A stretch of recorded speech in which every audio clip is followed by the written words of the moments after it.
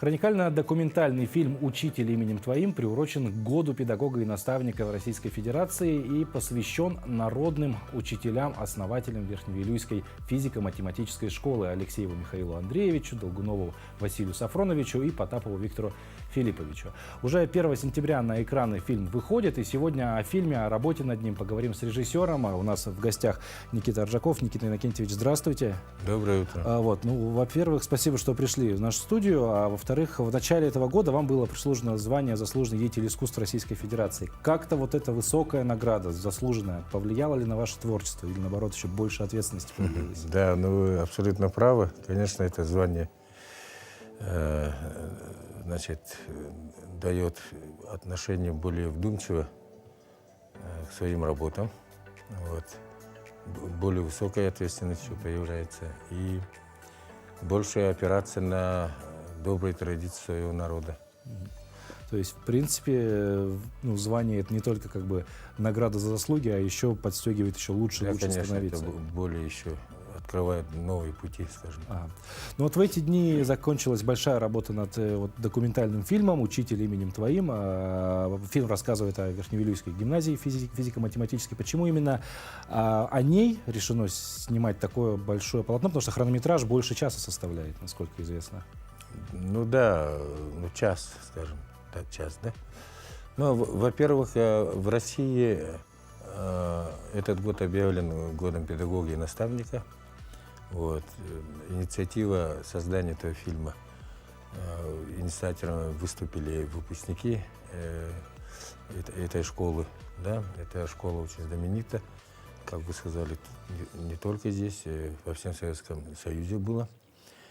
А его выпускники сейчас составляют основную элиту техническую, интеллигенцию творческую. Во всех отраслях эти выпускники работают и творят очень успешно. И в том числе, конечно, выпускник Асен Сергеевич Николаев, наш Ильдархан, и много-много замечательных людей, которые закончили эту школу. И, конечно, в такой год было бы неправильно обойти эту тему Михаила Андреевича Алексеева. И тут феномен в том, что из этой школы вышли 3 народных учителя. Первый, конечно, это Михаил Алексеев, народный учитель Советского Союза. Потом идет Василий Долгунов, народный учитель Республики Саха-Якутия, и Виктор Потапов, народный учитель России. И это вообще феноменальное такое событие. И, конечно, то, что Михаил Андреевич Алексеев заложил в то время, и его соратники, да, мы сегодня пожинаем. Мы сегодня видим и IT-технологии, и во всех, в промышленности и так далее работают их ученики.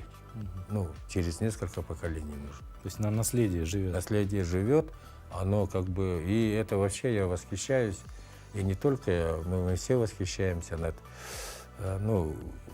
Михаилом Алексеевым, который тогда еще, в 70-е годы, предвидел сегодняшний день. Говоря про работу над самим фильмом, когда мы говорим про документальный фильм, это часто используются, естественно, архивные кадры. Мы говорим про Верхневилюйскую гимназию, то есть территориально она находилась далеко в советское время. Это добраться было, мне кажется, еще труднее. Возникали ли проблемы с нехваткой именно архивных кадров? Самое отрадное, что очень много материала об этой школе. Есть документальные фильмы, снятые в советское время. И очень большой фонд у Центра аудиовизуального наследия народов Республики Саха-Якутия. Там очень прекрасный коллектив, все хранят. И, в общем, в этом плане было работать очень даже удобно, потому что все было под рукой. А довелось ли, увидим ли мы в ленте кадры, которые были сняты, скажем так, реконструкция, да? Да, я очень основываюсь всегда на реконструкции. Там есть, да, много игровых сцен, эпизодов. Хорошо. Второй вопрос, ну, точнее, не второй, просто второй, наверное, по важности. На кого все-таки ориентирована картина? То есть она будет больше интересна педагогам или же все-таки на широкие массы? Но я думаю, что на широкую массу, потому что это такая жизненная ситуация. Вот.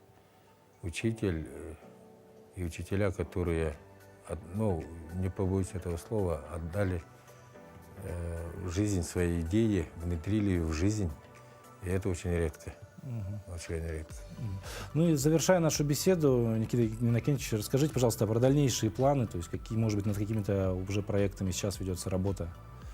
Но проектов много, на самом деле. Вот. Ну, первое из них, это, конечно, наш первый президент Михаил Ефимович Николаев, еще при жизни, вот последние годы, вот, очень хотел, чтобы был снят художественный фильм о Алексее Кулаковском. Вот. И, ну, уже написан сценарий и так далее. Это идет работа над этим. Это очень важная картина, не только для меня, а для всей республики, наверное, будет. Вот. Также идет работа над также художественный фильм о жизни о Романе Дмитриеве, олимпийском чемпионе. Никита Иннокентьевич, спасибо большое за эту беседу. Напомним, что фильм «Учитель именем твоим» 1 сентября выходит в кинотеатре «Лена», можно будет посмотреть. Ну а прямо сейчас на короткую паузу прервемся и после нее вернемся и продолжим.